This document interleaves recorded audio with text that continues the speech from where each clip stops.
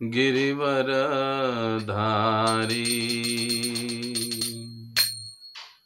जय राधा माधव कुंज बिहारी, गोपीजन वल्लभ गिरिवरधारी।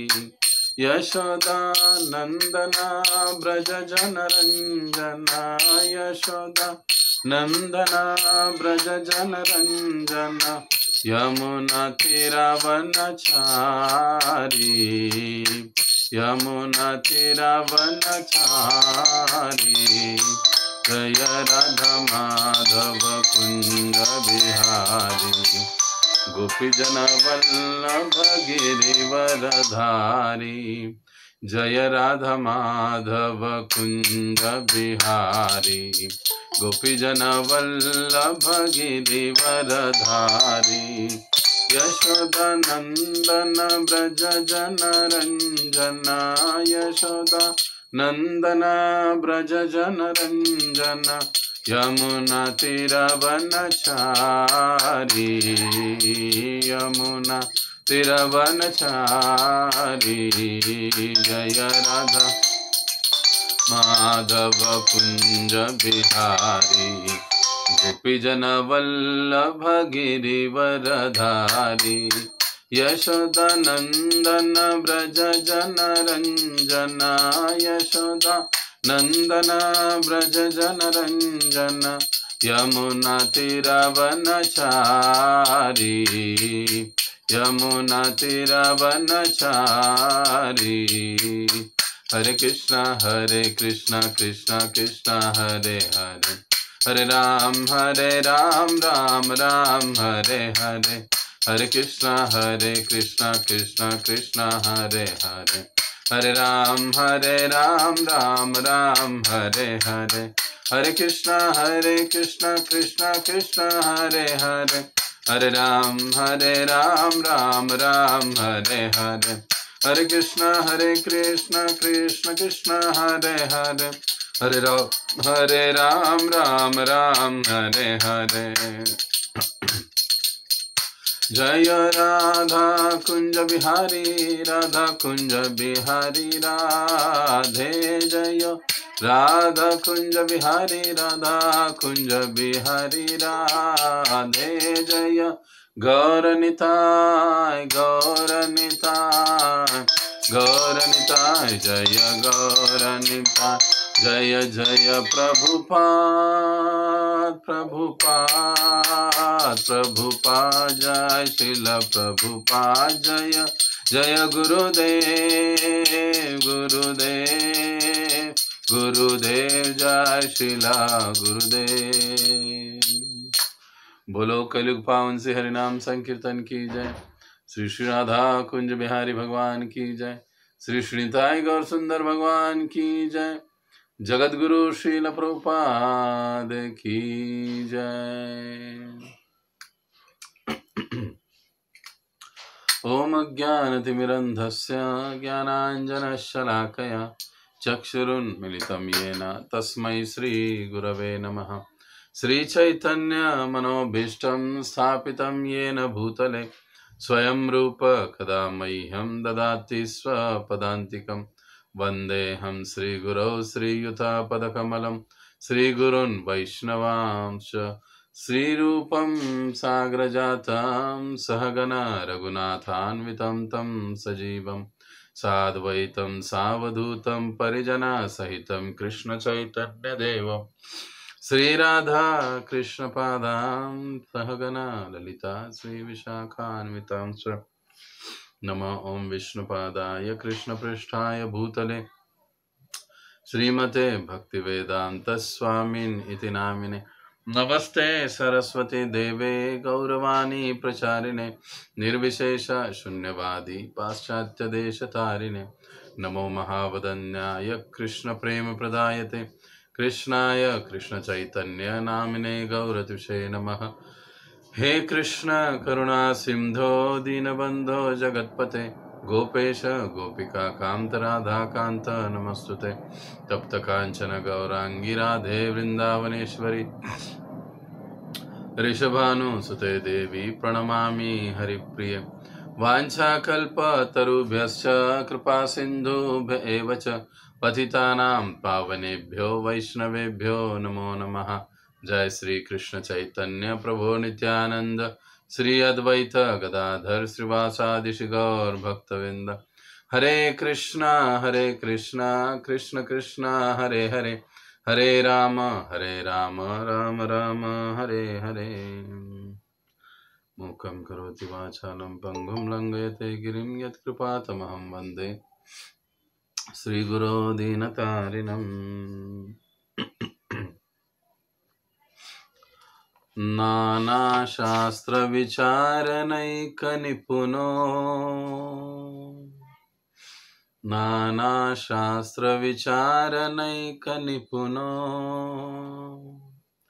सद्धर्मसंस्थापको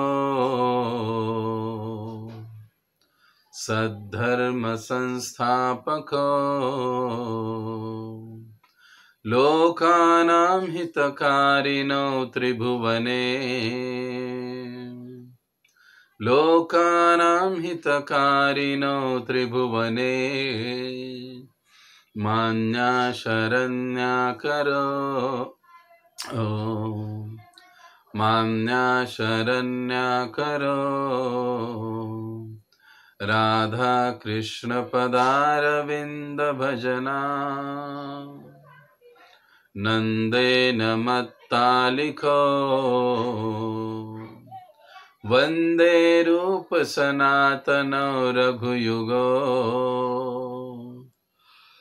वंदे रूप सनातनो रघुयुगो श्रीजीव गोपालको श्रीजीव गोपालको। अनुवाद। मैं सनातन गोस्वामी, श्री रूप गोस्वामी, श्री रघुनाथ भट्ट गोस्वामी, श्री रघुनाथ दास गोस्वामी, श्री जीव गोस्वामी तथा गोपाल भट्ट गोस्वामी, इन 6 गोस्वामियों को सादर नमस्कार करता हूँ, जो समस्त मानवों के लाभार्थ सनातन धर्म की स्थापना करने के उद्देश्य से समस्त शास्त्रों का आलोचनात्मक अध्ययन करने में परम निपुण है।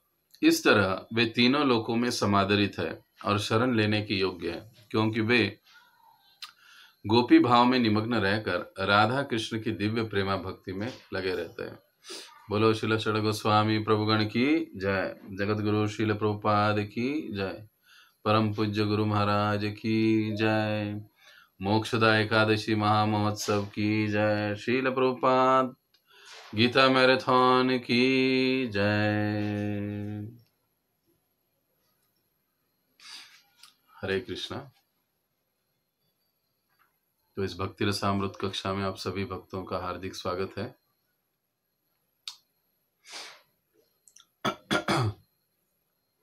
पिछले सत्र में हमने भाव भक्ति इस भक्ति रसामृत सिंधु के 17वें अध्याय पर चर्चा की थी और उस अध्याय का समापन भी हुआ था,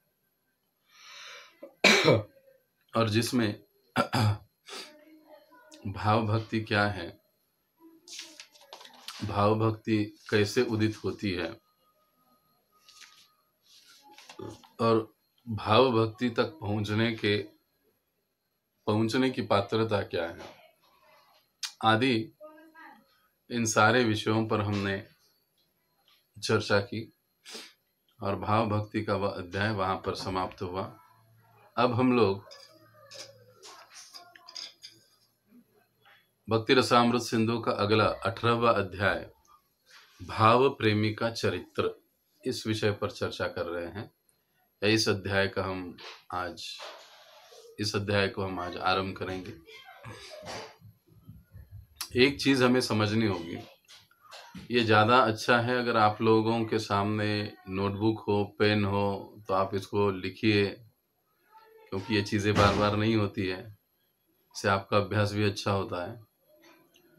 जब हम भक्ति रसामृत सिंधु का अध्ययन करते हैं तो एक चीज हमको समझनी चाहिए कि श्रील रूप गोस्वामी पाद बड़े ही सिस्टमैटिक तरीके से एक वैज्ञानिक ढंग से हमको आहिस्ता आहिस्ता प्रेमा भक्ति के स्तर तक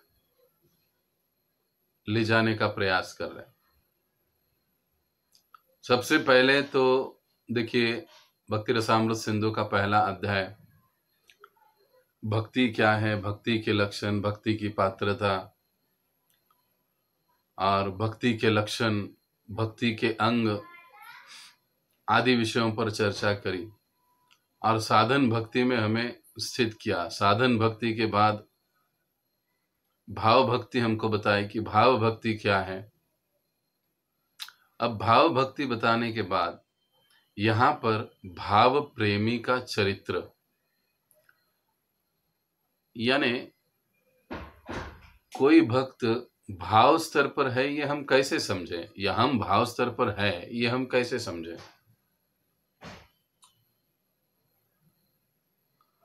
तो ऐसे जो वास्तविक भाव स्तर को प्राप्त किए हुए हैं, ऐसे भाव प्रेमी भक्तों के लक्षण क्या है, उनका चरित्र कैसे होता है, वो कैसे बोलते हैं, कैसे चलते हैं, क्या खाते हैं, उनके गुण कौन से होते हैं, ये इस अध्याय में रूप गोस्वामी पाद हमको समझाएंगे।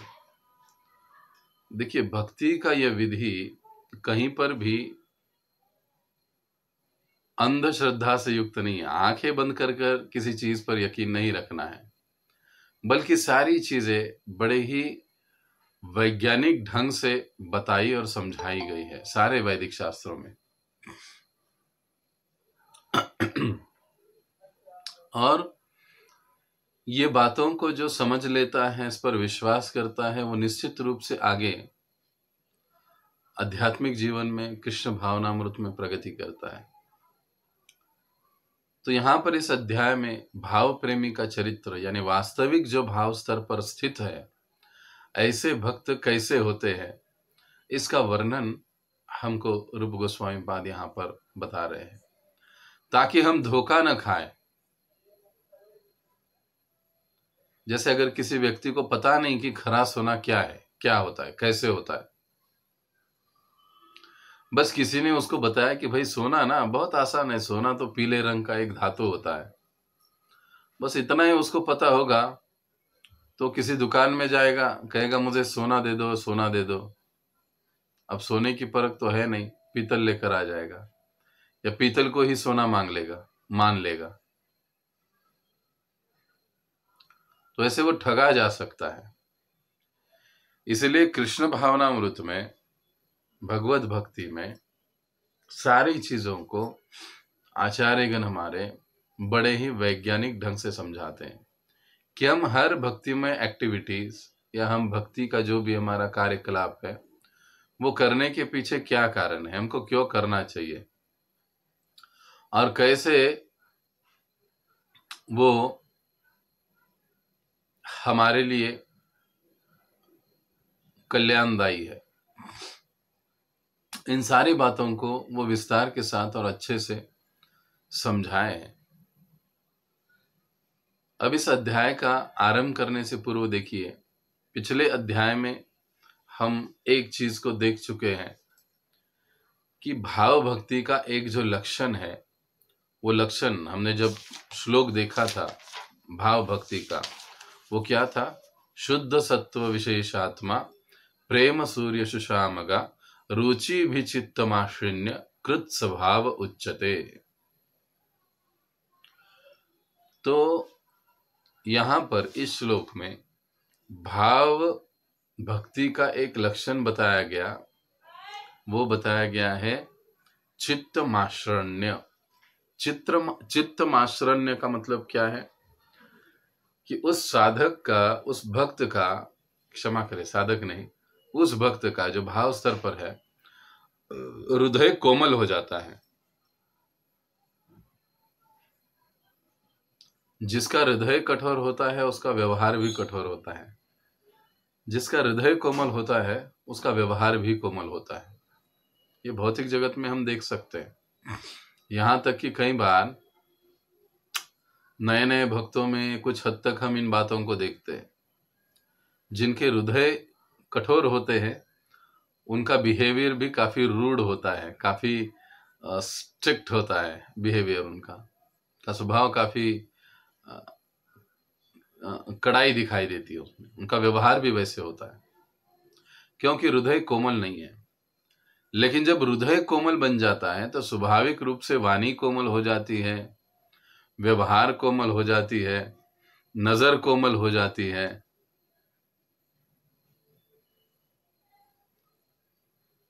व्यक्ति एक प्रकार से पूर्णतया कोमल हो जाता है। अच्छा, ये कोमल होने की प्रक्रिया साधना भक्ति से आरंभ होती है। जिसका साधना भक्ति जितना उत्तम और अच्छा, प्रामाणिक और गंभीर होगा, उसका हृदय उतने ही जल्दी कोमल होता है। वो उतने ही जल्दी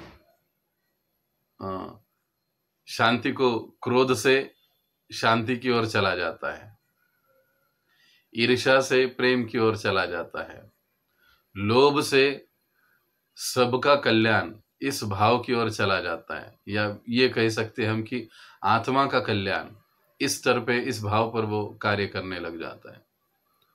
साधना भक्ति के द्वारा हृदय की कोमलता, शुद्धता हमें प्राप्त होती है, और फिर यही कोमलता, शुद्धता हमें भाव स्तर तक ले आती है।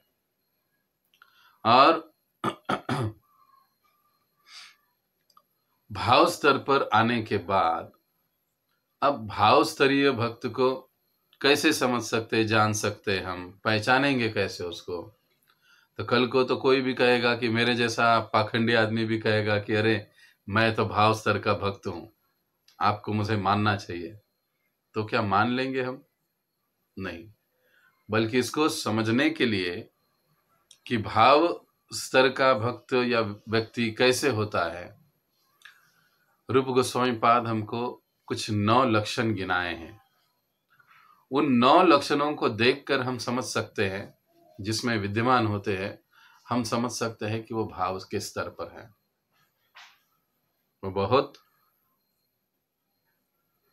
बढ़ा चढ़ा हुआ भक्त है। तो आइए हम स्टेप बाय स्टेप इस पैराग्राफ को पढ़ते हुए हम आगे जाएंगे। अध्याय 18, भक्ति रसामृत सिंधु, अध्याय 18, भाव प्रेमी का चरित्र।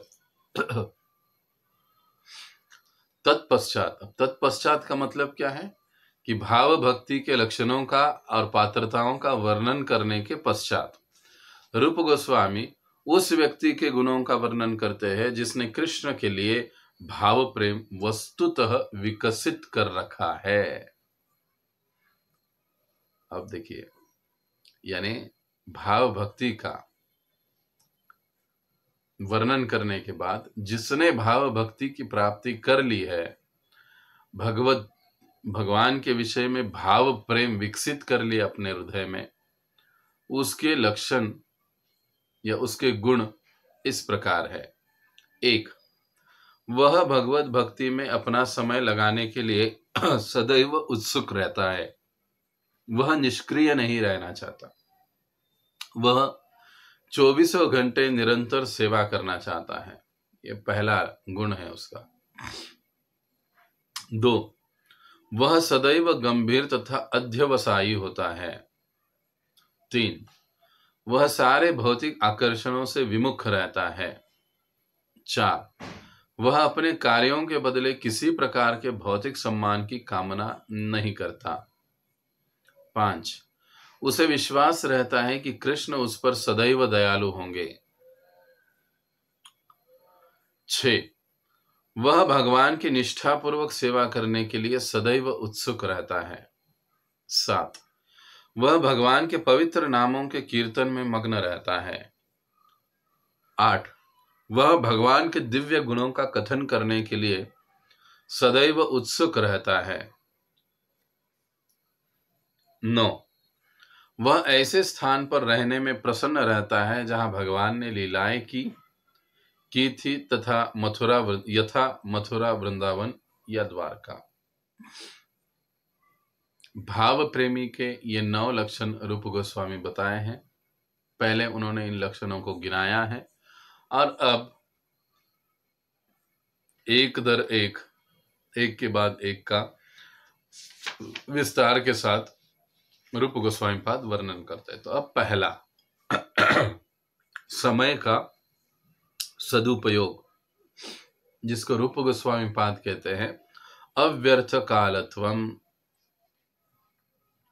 मतलब ये भाव प्रेमी जो भक्त है वो अपने समय को कभी भी व्यर्थ नहीं गंवाता। समय व्यर्थ गंवाना मतलब क्या है? राजनीति की गप्पे लगाना, घर परिवार की गप्पे, इसके उसके घर परिवार की गप्पे लगाना, टीवी देखना, वर्तमान पत्रों को पढ़ना, ये सारी जो चीजें बातें हैं ये समय की बर्बादी है।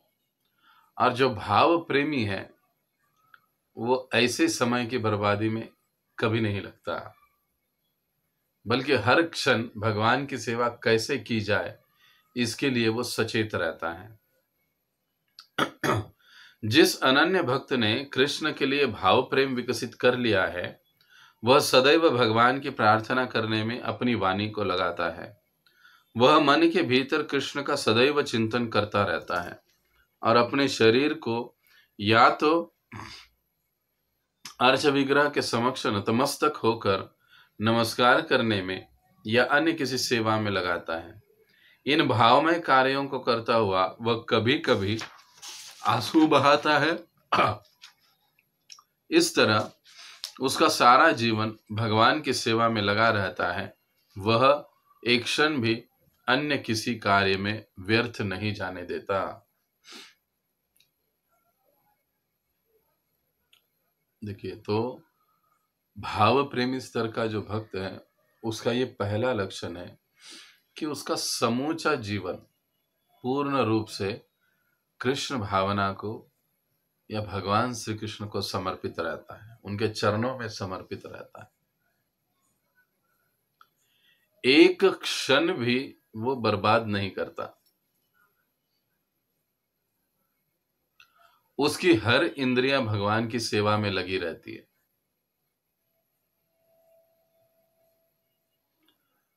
आलस नाम की चीज, दूसरे जनरल भाषा में आलस नाम की चीज उसमें होती ही नहीं है। मराठीत चांगला शब्द आहे की भाव प्रेमी भक्ताच्या स्वभावात किंवा व्यवहारात आळस औषधाला सुद्धा सापडणार नाही। भाव प्रेमी के चरित्र में, व्यवहार में आलस्य हमको ढूंढने से भी नहीं मिलेगा, बल्कि वह सदैव और सदैव कृष्ण भावना के लिए कार्यरत रहता है, भगवत सेवा के लिए कार्यरत रहता है। पता नहीं आपको स्मरण आ रहा है या नहीं, लेकिन मैंने इसको पढ़ा तो मुझे हमारे वर्तमान आचार्य श्रील प्रभुपाद जी के जो शिष्य है वो याद आते हैं, तथा राधानाथ स्वामी महाराज, गोपाल कृष्ण गोस्वामी महाराज, हमारे परम पूज्य गुरु महाराज। एक क्षण का समय भी वो कभी बर्बाद नहीं करते। यह पहला लक्षण है भाव प्रेमी स्तर का। जिनमें ये गुण हम देखते हैं तो हमें तुरंत समझ लेना चाहिए कि यह व्यक्ति उस स्तर तक पहुंच रहा है या पहुंच चुका है, इस प्रकार से जो निरंतर सेवा में लगा हुआ है। लेकिन केवल अब यही बात नहीं, आगे भी और बातें आएगी। दूसरा क्या बताया गया है? अध्यवसाय या क्षांति। अध्यवसाय का मतलब होता है इंद्रियों के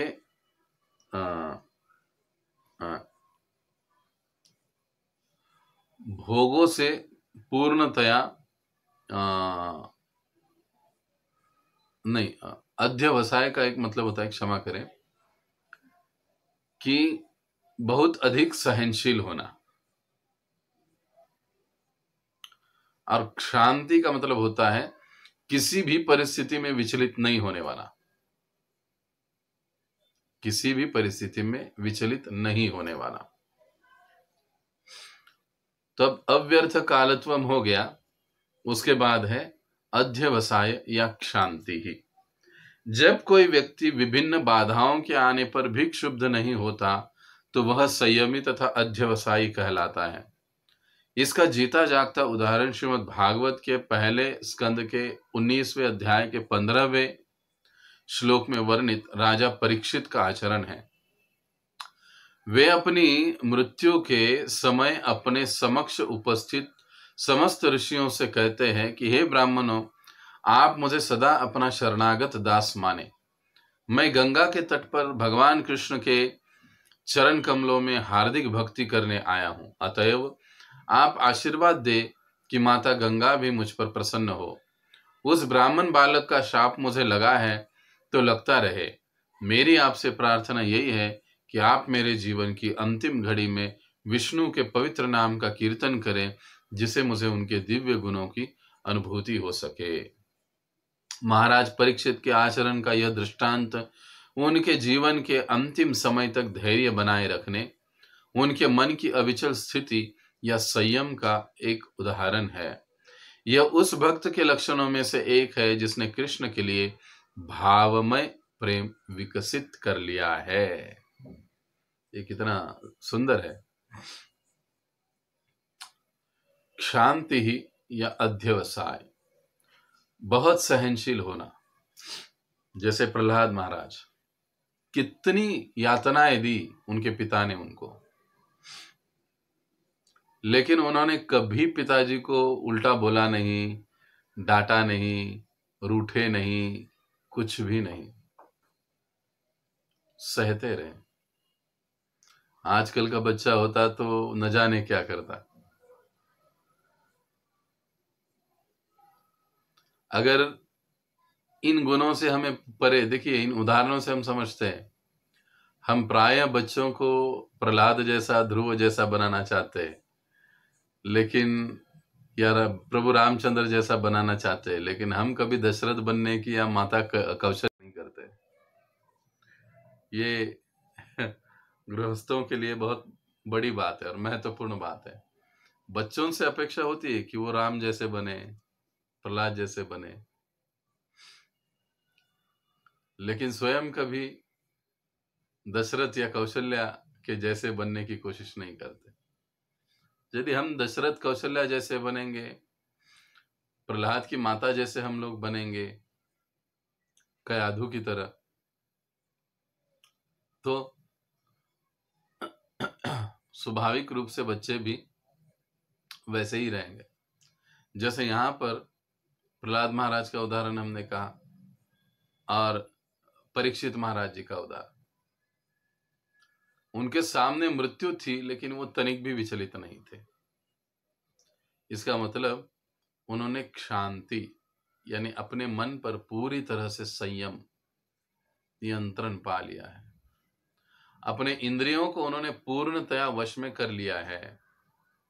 वो कभी भी कंट्रोल से बाहर नहीं जाती। भाव स्तर पर कुछ अंश रह जाता है, वो बात अलग है, लेकिन 99.99% भाव प्रेमी भक्तों का मन और इंद्रिय नियंत्रण में ही रहता है। तो यह हुआ शांति, यह गुण उनमें होता है। और ये ऐसे गुण हैं कि ये आचरण में दिखाई देते हैं। जहां पर ये दिखाई देते हैं तो हम लोगों को ये समझ में आ जाना चाहिए कि अरे ये कोई साधारण या नौसिखिया या कोई नया भक्त नहीं है, बल्कि ये तो काफी गंभीर भक्त है जो इस तरीके से व्यवहार कर रहे। अपमान होने पर भी, भला बुरा किसी के कहने पर भी, जब कोई हम कभी कभी हम क्रोधित हो जाते हैं, हम किसी को भला बुरा भक्त ही क्यों ना हो कह देते हैं, लेकिन अगर सामने वाला भक्त प्रेम के साथ और हंसी के साथ, एक मुस्कुराते हुए, हंसी मतलब उपहासात्मक नहीं, एक मुस्कुराहट के साथ हमें प्रत्युत्तर देता है, हमको बड़े संयमता के साथ समझाने की कोशिश करता है कि प्रभु ऐसे नहीं, ऐसे था, ये गलत है, ये गलत फहमी है, इसमें ऐसी बात हुई थी, ऐसा नहीं हुआ था, इसको समझाने का प्रयास करता है, तो हमको वहां पर समझ लेना चाहिए कि भाई ये भक्त काफी ऊंचे स्तर का भक्त है। और ऐसे भक्तों के साथ हमें अपना व्यवहार काफी संभल कर करना चाहिए। अपराध करना इनके प्रति कुछ अनाप शनाप बोलना या निंदा करना, इन बातों से हमको अक्सर बचना चाहिए। इन भक्तों से। तो ये हुआ दूसरा गुण, शांति या अध्यवसाय। अब तीसरा गुण, विरक्ति या वैराग्य। इंद्रियां सदैव इंद्रिय भोग चाहती है, किंतु जब भक्त में कृष्ण के लिए भावमय प्रेम विकसित हो जाता है तो उनकी इंद्रियां भौतिक इच्छाओं, विषय वासनाओं के प्रति आकृष्ट नहीं होती।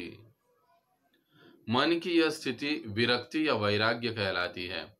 इस विरक्ति का उत्तम उदाहरण राजा भरत के चरित्र में प्राप्त होता है। श्रीमद् भागवत में 5वें स्कंद के 14वें अध्याय के 43 श्लोक में कहा गया है, महाराज भरत कृष्ण के चरण कमलों के सौंदर्य से इतने आकृष्ट थे कि उन्होंने अपनी तरुणावस्था में ही अपने परिवार, संतान, मित्र, राज्य, पत्नी आदि के प्रति समस्त प्रकार की अनुरक्ति को अस्पृश्य मल समझकर त्याग दिया था। महाराज भरत वैराग्य का आदर्श उदाहरण प्रस्तुत करते हैं। उन्हें भौतिक जगत की सारी भोग्य वस्तुएं प्राप्त थी, किंतु उन्होंने उसका परित्याग कर दिया। इसका यह अर्थ होता है कि अपने आप को कृत्रिम रूप से पृथक रखने और अनुरक्ति के आकर्षण से दूर रखने को वैराग्य नहीं कहते। यदि ऐसे आकर्षण के रहते हुए भी कोई भौतिक अनुरक्ति से अनाकृष्ट रह सकता है तो वह विरक्त कहलाता है। निसंदेह नवदीक्षित भक्त को प्रारंभ में अपने सभी प्रकार के आकर्षणों से दूर रखने का प्रयास करना चाहिए, किंतु प्रौढ़ भक्त की वास्तविक स्थिति तो वह है जिसमें वह सारे आकर्षणों के रहते हुए भी लेशमात्र आकृष्ट नहीं होता। वैराग्य की असली कसौटी यही है। बढ़िया सुंदर प्रभुपाद जी तात्पर्य देते, एक एक वाक्य बड़ा ही वजनदार होता है। विरक्ति, जब व्यक्ति को इंद्रिय भोगों से घृणा होने लगती है, घृणा, तब उसमें विरक्ति आती है। जब तक इंद्रिय भोगों के प्रति हमारा आसक्ति है तब तक विरक्ति आना संभव नहीं। विरक्ति और साथ ही साथ आसक्ति दोनों एक साथ नहीं हो सकते।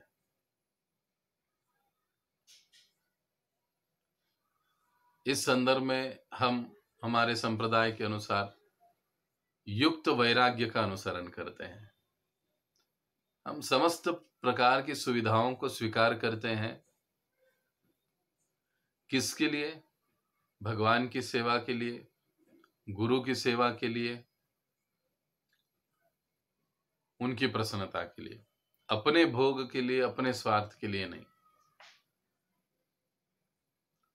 ये कहा जाता है विरक्ति। और विरक्ति को समझाने के लिए उन्होंने, श्रील प्रभुपाद हमें भरत महाराज का उदाहरण देते हैं कि कैसे भरत महाराज जी ने अपने युवक अवस्था में ही अपना राजपाट, पत्नी, अपने सगे संबंधी आदि सभी का त्याग कर दिया। किसके लिए? उत्तम श्लोक लालसा। उत्तम श्लोक भगवान की लालसा के कारण हुई। उनकी लालसा के कारण उन्होंने सब कुछ त्याग दिया और जंगल में चले गए। यहां पर वे उनके विरक्ति इस गुण का प्राकट्य होता है। तो विरक्ति या वैराग्य कैसे विकसित होता है? पुनः वही बात है, हम लोग जितने अच्छे से हरे कृष्ण महामंत्र का जप करेंगे, 16 मालाओं का जप, 4 नियमों का पालन,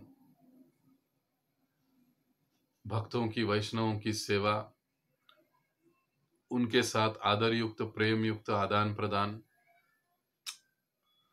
ग्रंथों का अध्ययन, कथा कीर्तन का श्रवण, ये जितना हम अच्छे से करेंगे ना, उतना ही भौतिक जगत के प्रति हमारी आसक्ति कम होते जाती है और भगवान, उनके भक्त, उनकी कथा लीला के प्रति हमारी आसक्ति बढ़ती जाती है। जब हमें ये लगने लगे कि नहीं नहीं, अभी मुझे सुनने की क्या जरूरत है, भक्तों के संग की क्या जरूरत है, तो समझ लेना चाहिए कि ये हमारा जो मन है हमको भ्रमित कर रहा है माया की, और माया हमको खींच रही है, उसने हमको पकड़ने का कोशिश चालू किया है। इसलिए एक प्रवचन में श्रीमान गौरांग प्रभु बताते हैं रामायण के प्रसंग से, वे कहते हैं कि लक्ष्मण रेखा के भीतर जब तक मैया सीता थी तब तक सुरक्षित थी, जैसे ही उसने लक्ष्मण रेखा के बाहर पैर रख दिया उनका हरण हो गया। तो प्रभु जी बताते हैं कि भक्तों के लिए लक्ष्मण रेखा यानी भक्तों का संग है। इस संग को यदि वो छोड़ देते हैं, कम कर देते हैं, इसका मतलब है कि उन्होंने अब लक्ष्मण रेखा को लांघ दिया और आहिस्ता आहिस्ता माया उनको पकड़ लेगी। भक्तों का संग भक्तों के लिए लक्ष्मण रेखा का काम करता है, क्योंकि भक्तों के संग के बीच में माया का प्रभाव नहीं होता है। अर्थात जब हम भक्तों के संग की बात कर रहे हैं तो ये बात ऐसे भक्तों की होती है जो प्रामाणिक है, गंभीर है अपनी साधना सेवा के प्रति। ऐसे भक्त मराठीत ज्याला आपण म्हणतो की भक्ती मार्ग आणि भक्त म्हटल्यानंतर हौसे नवसे सगळेच त्यामध्ये येतात, तर त्या सुरुवातीच्या हौशा नवशांची गोष्ट इथे नाही चाललेली। ज्यावेळेस आपण भक्ती रसामृत सिंधू या ग्रंथाचा अभ्यास करतोय तर ही लोक त्याच्यामध्ये नाहीतच आहे। जिथेही भक्तांचा संग, जहां पर भी भक्तों का संग की बात आती है तो इसका तात्पर्य रूप गोस्वामी पाद ऐसे ही कहते हैं, वे भक्त जो मध्यम अधिकारी या उच्च अधिकारी है, ऐसे भक्त। तो ये लक्ष्मण रेखा की तरह कार्य करता है। तो इस प्रकार से विरक्ति, जब कोई इस प्रकार से अच्छी साधना भक्ति करता है तो वो उसमें क्षण क्षण आने लगती है। चीजों के प्रति, भौतिक वस्तुओं के प्रति, व्यक्तियों के प्रति हमारी आसक्ति कम होते जाती है, और जैसे जैसे हमारी आसक्ति कम हो जाती है स्वाभाविक रूप से हमारी आसक्ति भगवान की ओर, भक्तों की ओर, कथा कीर्तन की ओर, सेवा की ओर बढ़ने लग जाती है। तो ये महत्वपूर्ण बात है। साधन भक्ति जितना हम अच्छे से करेंगे, देखिए आपको समझ में आ गया होगा, साधन भक्ति जितना अच्छे से हम कर लेते हैं उतने ही जल्दी हम भाव के स्तर तक पहुंचने में सफल हो जाते हैं।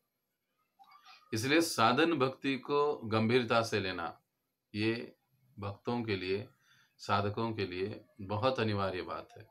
लेकिन कई बार हम यहीं पर गड़बड़ी करते, अरे 16 माला दिन पड़ा है, कर लेंगे ना, घूमते फिरते, चलते फिरते, देखते, पढ़ते, बातें करते हुए कर लेंगे, क्या 16 करना है ना तो 16 कर लेंगे। 4 नियमों का पालन, हाँ 4 नियमों का पालन कर लेंगे। जैन होटल में खाने से क्या होता है, वहां पे थोड़ी ना कांदा लहसुन होता है। कई सारे दलीलें अपने आप ही लोग देने लग जाते हैं। ये साधना भक्ति के लूप होल्स है। 4 नियमों के पालन में प्याज लहसुन नहीं खाना, इसका सीधा तात्पर्य है केवल भोग लगाया हुआ ही खाना। ये सबसे जरूरी बात है। लेकिन हम कई बार उस चीज को भूल जाते, कहते हैं हाँ वहां पर प्याज लहसुन नहीं होता है तो चलता है ना, क्या बात है। इससे हमको बचना चाहिए। अगर ऐसी साधन भक्ति हम करेंगे तो हम यहाँ पर कभी मतलब जल्दी नहीं पहुंच पाएंगे। लेकिन जितना हम अच्छे से गंभीरता से करेंगे उतना ही हम अधिक उन्नत अवस्था तक चले जाएंगे। तो इस प्रकार से ये जो विरक्ति है, ये विरक्ति वास्तविकता आचरण में दिखाई देनी चाहिए। वैराग्य, वैराग्य भी झूठा वैराग्य नहीं होना चाहिए। जैसे कई बार मैं कहानी सुनाता हूं वो जलेबी वाले बाबा की, तो वैसा झूठा वैराग्य कोई काम का नहीं है। दिखाने के लिए वैराग्य कोई काम का नहीं है, बल्कि वास्तविक जीवन भी वैराग्य युक्त ही रहना चाहिए, होना चाहिए। तो ये एक जो महत्वपूर्ण वैराग्य का गुण है, ये भाव प्रेमी के व्यवहार में, उसके चरित्र में हमको दिखाई देता है। अब चौथा जो गुण है निरअभिमानता, मान शून्यता। जब कोई भक्त शुद्ध साक्षात्कार के समस्त गुणों से समन्वित होकर भी अपने पद का गर्व नहीं करता तो वह निराभिमानी कहलाता है। पद्म पुराण में कहा गया है कि राजा भगीरथ राजाधिराज थे, किंतु उनमें कृष्ण के प्रति ऐसा भाव प्रेम विकसित हो गया था कि वे साधु हो गए और अपने राजनीतिक शत्रुओं तथा अछूतों के तक घर जाकर भिक्षा मांगने गए। वे इतने विनीत थे कि उन्होंने उन सबों के समक्ष सादर शीश झुकाया। भारत के इतिहास में ऐसे अनेक उदाहरण प्राप्त होते हैं।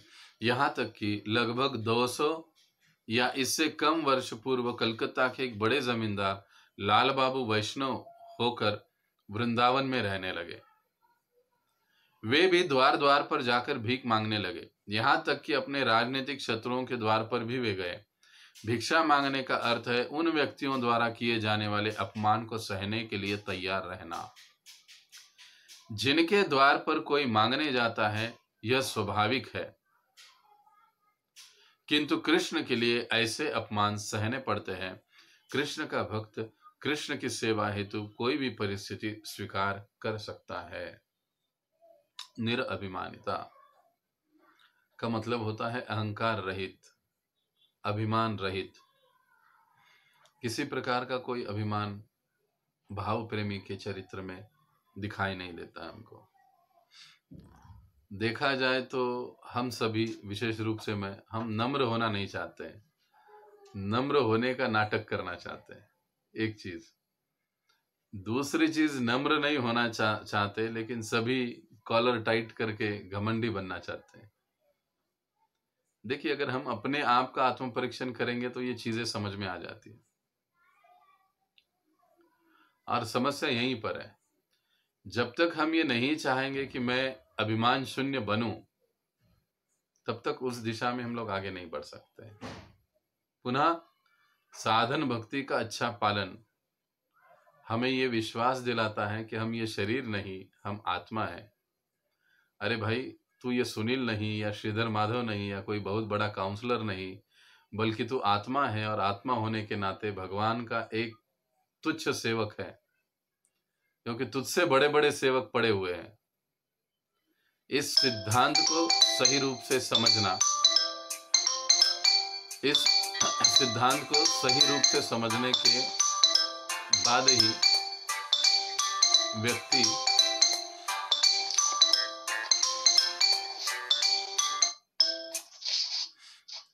इस सिद्धांत को समझने के बाद ही व्यक्ति अभिमान से रहित हो जाता है।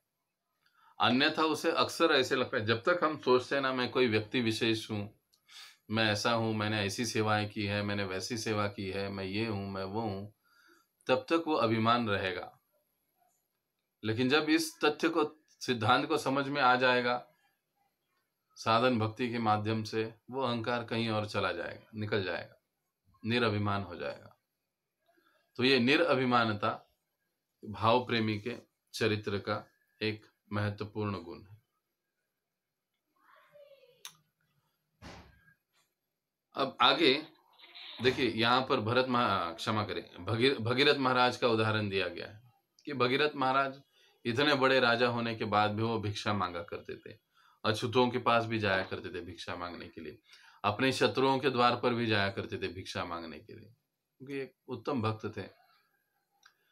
जो उत्तम भक्त होते हैं वो किसी को अपना शत्रु नहीं मानते, सभी को अपना मित्र मानते हैं और अपने आप को भी सभी का सुहृद मानते हैं।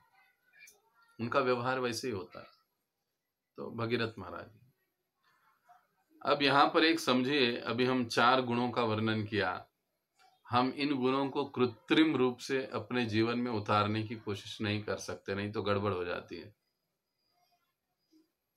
नारद मुनि और सांप की कथा पता है ना आपको? एक जंगल में सांप रहता है, नारद मुनि को सारे गांव वाले कहते हैं वहां से मत जाइए, वो सांप बड़ा डेंजर है, काट लेता है, मार देता है, किसी को छोड़ता नहीं। तो नारद मुनि कहते हैं कि नहीं नहीं, फिर मुझे जाना ही चाहिए, प्रचार का अच्छा मौका है।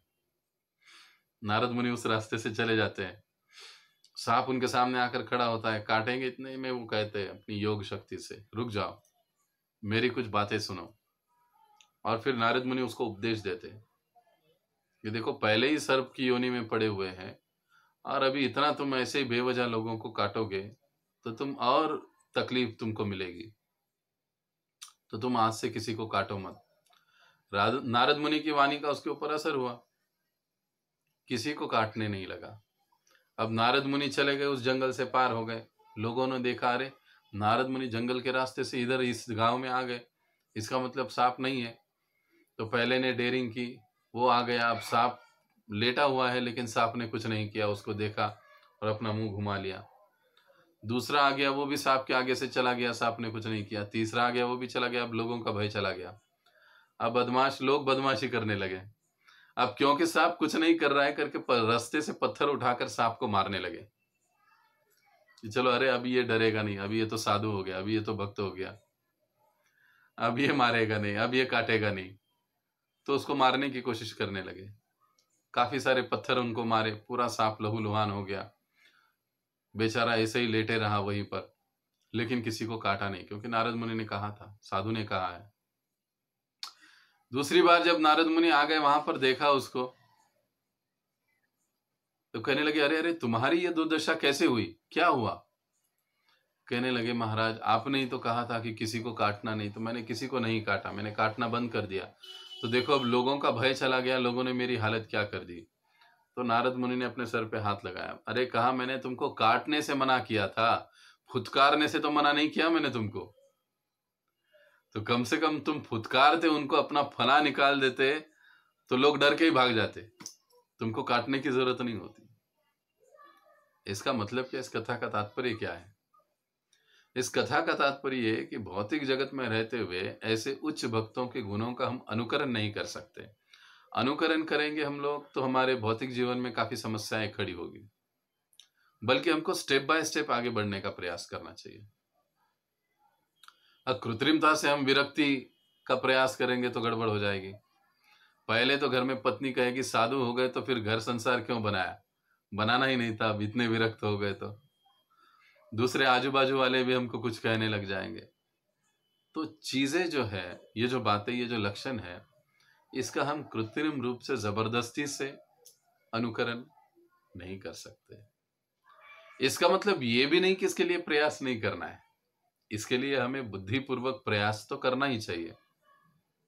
लेकिन हमारा भौतिक जीवन और हमारा आध्यात्मिक जीवन दोनों को बैलेंस करते हुए। एक जगह पर राधानाथ स्वामी महाराज जी कहते हैं कि तुम विरक्त नहीं बन सकते तो कम से कम विरक्त बनने का नाटक तो करो, ये नाटक करते करते भी तुम विरक्त बन जाओगे। तो इस प्रकार से जो ये चीजें हैं, ये जो गुण है, ये गुण कोई साधारण गुण नहीं है। इसको हम लोग ऐसे ही तुरंत अनुकरण करके अपने में जबरदस्ती से ढालने का प्रयास करेंगे तो गड़बड़ हो जाएगी। ये उत्तम है कि साधना भक्ति से होकर हम गुजरे, तब ये गुण हम में आ जाए तो ये स्थायी गुण होते हैं। नहीं तो जब हम जबरदस्ती अनुकरण, मतलब जो हम लोग नहीं है वो जब हम दिखाने की कोशिश करते हैं, तो जब ऐसी कोई परिस्थिति उत्पन्न हो जाती है तो हमारा जो एक्चुअल मूल जो हमारा गुण है वो सबके सामने आ जाता है। मान लो कोई व्यक्ति बहुत क्रोधी है, लेकिन वो अपने आप को ऐसे पेश करता है कि अरे नहीं, वो बड़ा ही प्रेमी है, प्रेमी स्वभाव का है, बिल्कुल किसी पर क्रोध नहीं करता है। लेकिन जब कोई प्रसंग ऐसा खड़ा हो जाता है तो फिर वो एकदम क्रोध के मारे पागल हो जाता है, अब उसको कंट्रोल नहीं होता है। और लोग कहते हैं अरे ये तो ऐसे नहीं था, फिर ऐसे कैसे हो गया, ये तो कितने अच्छे रहते थे, कितने अच्छे बोलते थे, लेकिन ऐसे कैसे? क्योंकि जब गुणों को हम कृत्रिम रूप से अपने आप में ढालने की कोशिश करते हैं, या जैसे हम लोग नहीं है वैसे हम दिखाने का, जैसे हम हैं वो छुपा कर हम दूसरा ही कुछ दिखाने का प्रयास करते हैं, तो फिर एक ना एक दिन सच्चाई सामने आती है। बेहतर यही है कि हम साधना भक्ति को अच्छे से पालन करें और फिर उचित समय उचित तरह से हम इस स्तर तक पहुंचे। हाँ, लेकिन जहां कहीं भी हमको लगता है कि अरे नहीं, ये चीज मुझे आध्यात्मिक जीवन से दूर ले जा रही है, ये चीज ऐसे नहीं कि हमको समझ में नहीं आती है, समझ में आती है, तो फिर हमको उसके ऊपर बुद्धि के जरिए कार्य करना चाहिए कि मुझे इस चीज से थोड़ी दूरी बनाए रखनी पड़ेगी, क्योंकि ये चीज मुझे आध्यात्मिक जीवन से दूर ले जाती है। मुझे सहनशील होना चाहिए। मुझे थोड़ी सी बात भी इधर उधर हो जाती है तो गुस्सा आता है, अरे ये ठीक नहीं है। मैं भक्त बनने की कोशिश कर रहा हूं तो मुझे गुस्सा थोड़ा कम आना चाहिए। हाँ, पूरा जीरो नहीं होगा एक झटके में, लेकिन पहली बार दिन में 10 बार चिल्लाते थे, तो अब भक्त होने के बाद कम से कम 8 बार तो चिल्लाओ।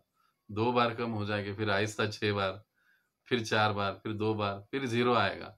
लेकिन पहले ही दिन से तुम जीरो के लिए प्रयास करोगे तो वो होगा नहीं। एक ना एक दिन वो जीरो सारे एक के आगे लग जाएंगे और फिर दिन में एक ही दिन सारा तांडव हो जाएगा, क्योंकि वो कृत्रिम रूप से जो हमने दबाया है। रूप गोस्वामी पाद उपदेशामृत में बड़ी सुंदर बात बताते हैं, स्प्रिंग का उदाहरण देते हैं। स्प्रिंग को हम जितने फोर्स के साथ दबाते हैं वो दब जाती है, क्योंकि बल है। जब तक बल है उसके ऊपर तब तक वो दबी रहती है, लेकिन थोड़ा सा भी अगर बल लूज होता है, फोर्स, तो जितने स्पीड के साथ उसको आपने दबाया है उसके डबल स्पीड के साथ वो उछलकर ऊपर आ जाती है। क्यों? इसका मतलब क्या है? रूप गोस्वामी समझाते हैं कि इसका मतलब यह है कि जब हम कृत्रिम रूप से अपने इंद्रियों का दमन करने की कोशिश करते हैं तो कुछ समय के लिए वो रुक तो जाता है, लेकिन जैसे ही अनुकूल परिस्थिति उत्पन्न हो जाती है वो सारी इच्छाएं धड़ाम से बाहर निकल आती है। वो क्रोध है, काम है, लोभ है, और फिर विस्फोट हो जाता है। इसलिए आचार्यगण हमको सचेत करते हैं। इस अध्याय का जो आखिरी भाग है, पहले आखिरी के 1-2 जो पन्ने हैं, ये सारी चीजों के प्रति रूप गोस्वामी ने हमको सचेत किया है, रूप गोस्वामी जी ने। तो उसका हम अभ्यास अगली बार करेंगे। तो इस प्रकार से निरअभिमानता, किसी प्रकार का कोई अभिमान न होना, ये भाव प्रेमी भक्त का एक महत्वपूर्ण लक्षण या गुण होता है जो उनके व्यवहार में हमको दिखाई देता है। और 5वां है, हम 5वें पर चर्चा करके रुकेंगे, फिर आगे और अन्य विषयों, अन्य भगवत गीता मैराथन पर हम चर्चा करेंगे। आशा बंद। आशा बंद का मतलब होता है भगवान के कृपा की सदैव आशा करना, तत्कृपेक्षणम। इसके पहले ये विषय हुआ है। भक्ति के 64 अंगों में से एक अंग के लक्षण को बताते हुए वह कहते हैं तत्कृपेक्षणम, भगवत कृपा की आशा करना। यह दृढ़ विश्वास कि भगवान की कृपा अवश्य होगी संस्कृत भाषा में आशाबंद कहलाता है। इस संस्कृत शब्द का अर्थ है यह सोचते रहना, चूंकि मैं भक्ति के सामान्य नियमों का यथाशक्ति पालन कर रहा हूं, अतएव मुझे पूर्ण विश्वास है कि मैं भगवत धाम को प्राप्त करूंगा। अर्थात क्योंकि मैं भक्ति के सामान्य नियमों का यथाशक्ति अच्छे से पालन कर रहा हूं, तो मुझे पूर्ण विश्वास होना चाहिए कि मेरा भगवत धाम में जाना निश्चित है। प्रभुपाद जी कहते थे प्रयास ऐसा करो कि इसी जन्म में तुम भगवत धाम चले जाओगे। इतनी तीव्रता होनी चाहिए, इस प्रकार से प्रयास होना चाहिए। लेकिन जब हम भक्ति करते हैं, सेवा करते हैं, तो हमें यह विश्वास होना चाहिए से इस भक्ति से, इस प्रेम भक्ति से मैं सहज ही भगवत धाम की प्राप्ति कर पाऊंगा। ये विश्वास के साथ हमारे आध्यात्मिक कार्यकलाप होने चाहिए। ये नाम से धाम तक, गुरु महाराज जी बारंबार इस बात को कहते हैं ना, नाम से धाम तक। ये नाम ही है जो मुझे धाम तक ले जाएगा। अगर ये नाम मुझे धाम तक ले जाने वाला है तो इस नाम के प्रति मुझे कितना सजग होना चाहिए। देखो, अमेरिका में जाने का अगर टिकट किसी को मिल जाए और 10 दिन के बाद उसको अमेरिका में जाना है, तो वो टिकट कहाँ टेबल पर रखेगा? उसको कितने अच्छे से संभाल कर अच्छे रूप से रखेगा, उसको जतन करेगा, कहीं गुम ना जाए, कहीं खराब ना हो जाए, कहीं पानी ना गिरे उसके ऊपर, कहीं कुछ ना हो। अच्छी जगह पर रखेगा उसको। ये तो हरिनाम हमें सीधे भगवत धाम ले जाने का टिकट है, तो उसको कितने प्रेम के साथ, गंभीरता के साथ हमको लेना चाहिए। नाम से धाम तक, इस एक वाक्य में बहुत सी बातें छुपी हुई है। तो इसलिए ये जब हम नाम जप करते हैं तो ये विश्वास होना चाहिए, यही वो नाम है जिस नाम से मैं भगवत धाम जाने वाला हूं, या भगवान मुझे भगवत धाम में प्रवेश देंगे, यही नाम है वो। ये विश्वास के साथ हमारा नाम जप होना चाहिए। इस संदर्भ में रूप गोस्वामी की एक प्रार्थना इस आशाबंध संबंधी उदाहरण को बताने के लिए पर्याप्त होगी। वे कहते हैं, मुझे न तो कृष्ण के लिए प्रेम है, न ही कृष्ण प्रेम विकसित करने वाले कारणों श्रवण तथा कीर्तन में मेरा प्रेम है। मुझ में वह भक्ति योग भी नहीं है जिससे कृष्ण का निरंतर ध्यान किया जाता है और उनके चरण कमलों को हृदय में स्थिर किया जाता है। जहां तक ज्ञान या पुण्य कर्मों की बात है, ऐसे कार्य करने का मुझे कोई अवसर भी नहीं दिखता। फिर सबसे बड़ी बात यह है कि मैं उत्तम कुल में भी उत्पन्न नहीं हूं। अतएव हे गोपीजन वल्लभ, मैं आपकी केवल प्रार्थना कर सकता हूं। मेरी एकमात्र यही इच्छा और आशा है कि किसी तरह आपके चरण कमलों तक मैं पहुंच सकूं, और यही आशा मुझे पीड़ा पहुंचाती है, क्योंकि मैं जीवन के इस दिव्य लक्ष्य तक पहुंचने में अपने को सर्वथा असमर्थ पाता हूं। भाव यह है कि आशाबंध शीर्षक के अंतर्गत मनुष्य को घोर निराशा में भी यह आशा बनाए रखनी चाहिए कि वह किसी न किसी तरह भगवान के चरण कमलों तक पहुंच जाएगा। इसी प्रकार 10वें स्कंद में उद्धव जी भी गाते हैं, यहाँ पर रूप गोस्वामी भी कहते हैं, परिस्थिति कितनी भी विपरीत क्यों ना हो, लेकिन हमें विश्वास होना चाहिए कि भगवान अवश्य मुझे मदद करेंगे, अवश्य मुझ पर कृपा करेंगे, अवश्य मेरा भगवत धाम जाना होगा। कभी कभी मजाक में गौरांग प्रभु कहते, हम होंगे कामयाब एक दिन। ऐसी वाली बात नहीं, बल्कि निश्चित समय सीमा के रूप में हमारा प्रयास होना चाहिए। हर समय, हर साल हमें अपना एक प्रगति पुस्तक बनाना चाहिए। पिछले साल मैं कहाँ था, अब कहाँ पर हूं, क्या मेरी तरक्की कृष्ण भावनामृत में हुई, क्या प्रगति मेरी कृष्ण भावनामृत में हुई है, ये हमको सोचना चाहिए। तभी हम लोग आध्यात्मिक जीवन में आगे बढ़ पाएंगे, नहीं तो फिर समय लगेगा। अर्थात हम आध्यात्मिक कार्यकलाप कर रहे, कृष्ण भावनामृत में हम कार्यकलाप कर रहे, ये व्यर्थ तो नहीं जाएगा, लेकिन जो हमारा लक्ष्य है, गंतव्य है कृष्ण प्रेम, भगवत धाम, उसकी प्राप्ति में हमको काफी समय लग सकता है।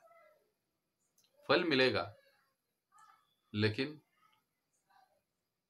काफी समय लग सकता है उसका, जितना चाहिए उतना नहीं मिलेगा। तो इस प्रकार से ये 5 गुण आज हमने देखे। अब अगले जो 4 गुण हैं उसको हम अगली बार देखेंगे और ये अध्याय का लगभग समापन हो जाएगा। तो यहाँ पर हम रुकते हैं। जगत गुरु शिल प्रभुपाद की जय, शिल रूप गोस्वामी पाद की जय। तो सबसे प्रथम उन सभी भक्तों को मैं हार्दिक धन्यवाद देता हूँ, विशेष आभार व्यक्त करता हूँ कि जिन्होंने इस गीता मैराथन में बहुत अच्छे से भाग लिया है, भाग ले रहे हैं। जैसे महाराज जी कह रहे थे, एक भी भगवत गीता जिसने वितरित की है वो भी भाग्यवान जीव है। लेकिन जैसे है कि भक्त हमेशा अधिक से अधिक सेवा करना चाहते हैं, भगवान की, अपने गुरुओं की, वैष्णवों की, ताकि वे प्रसन्न हो सके। ये भक्तों का एक लक्षण है। तो कई सारे भक्तों ने बहुत अच्छा प्रदर्शन किया है, कई भक्त अभी पीछे हैं, उनको भी आगे आना चाहिए। समय तो बीतता जा रहा है। अभी भगवत गीता मैराथन कम से कम 11 भगवत गीता हर एक भक्त को करनी चाहिए, कम से कम। आप कुछ नहीं कर सकते हो तो अपने लिए 11 भगवत गीता ले लीजिए, घर में रखिए। साल भर में 10-12 बर्थडे में, शादी में तो हम लोग जाते ही हैं, बस उनको गिफ्ट करते रहिए। इतना तो कर सकते हैं सभी।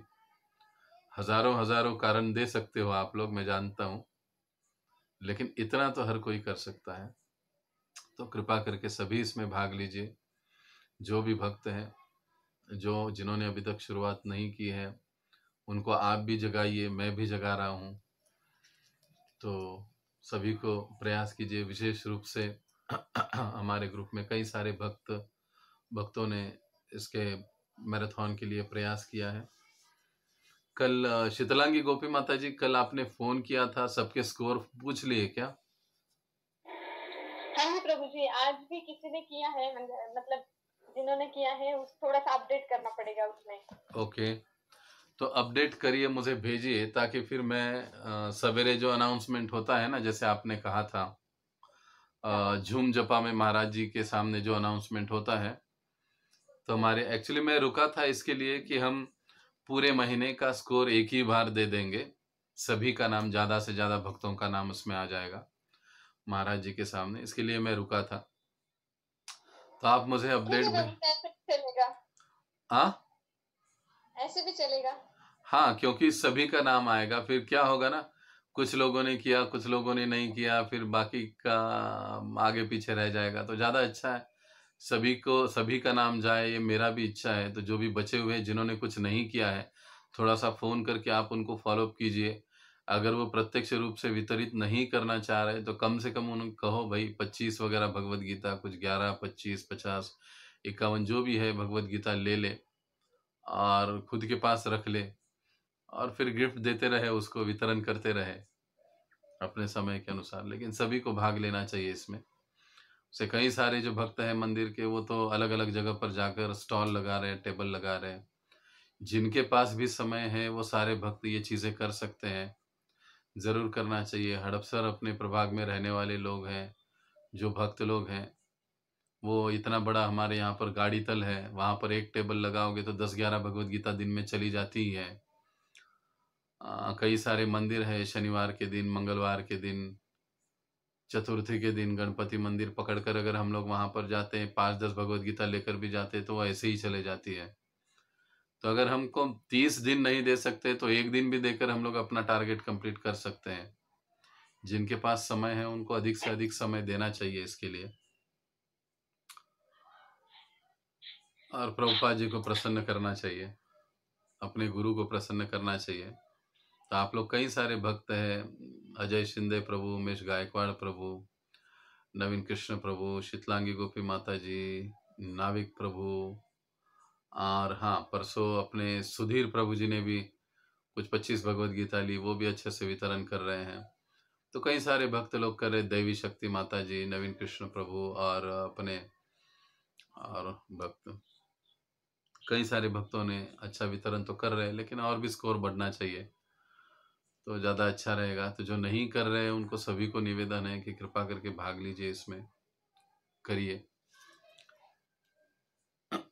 किसी को कुछ कहना, अपने अनुभव शेयर करना है, तो वो कह सकते, कर सकते हैं। हरे कृष्णा, दंडवत प्रणाम प्रभु जी।